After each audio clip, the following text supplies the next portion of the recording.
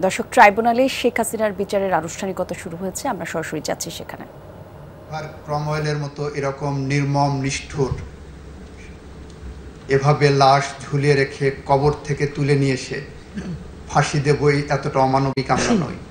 At the same time আমাদের সামনে যে ইতিহাসের নির্মম হত্যাযজ্ঞ ঘটেছে জুলাই বিপ্লবের মধ্য দিয়ে, যে ইতিহাসে নির্মম যে হত্যাকাণ্ড ঘটেছে, সেই হত্যাকাণ্ডের আমরা বিচার চাইতে এসে রাষ্ট্রপক্ষের থেকে অবশ্যই আমরা সর্বোচ্চ শাস্তি চাই। সেই সর্বোচ্চ শাস্তিটা আমরা চাই আইনি পরিকাঠামোয়। আমরা যে উপাদান আপনাদের সামনে প্রসিকিউশনের পক্ষ থেকে আনবে, সেই উপাদান যদি আপনারা দেখেন, সাক্ষ্য প্রমাণের ভিত্তিতে ন্যায় বিচারের স্বার্থে বাংলাদেশের আগামী প্রজন্মকে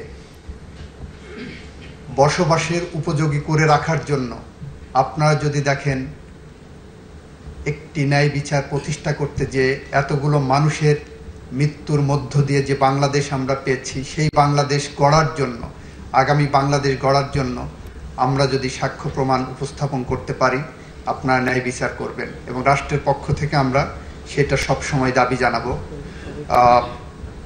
ট্রাইব্যুনালের কাছে।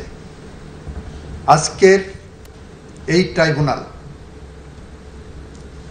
যে মামলার বিচার করতে বসেছেন, এই মামলার বিচার প্রক্রিয়ায় বিগত 17 বছরে বাংলাদেশের মাটিতে খুন, গুম, পলিটিক্যাল পারসিকিউশন একটা কালচার চালু হয়েছিল। আজকে রাস্তায় কথা উঠে, চায়ের দোকানে কথা উঠেছে, কে কার চেয়ে বড় খুনি ছিলেন।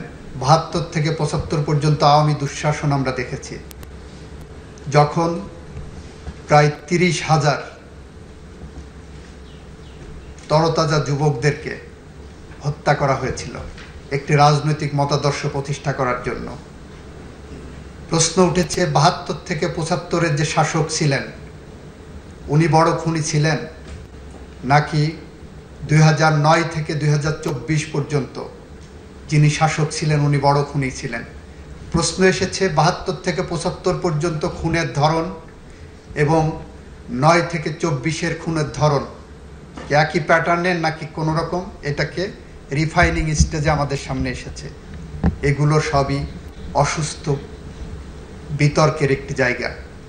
আমরা মনে করি বাংলাদেশের মানুষের জন্য, গণতন্ত্রের জন্য, বাংলাদেশের আগামী প্রজন্মের বসবাস করে দেওয়ার জন্য এমন একটি ন্যায় বিচার প্রতিষ্ঠা করা দরকার, যে সমাজে খুনের রাজনীতি বন্ধ হবে।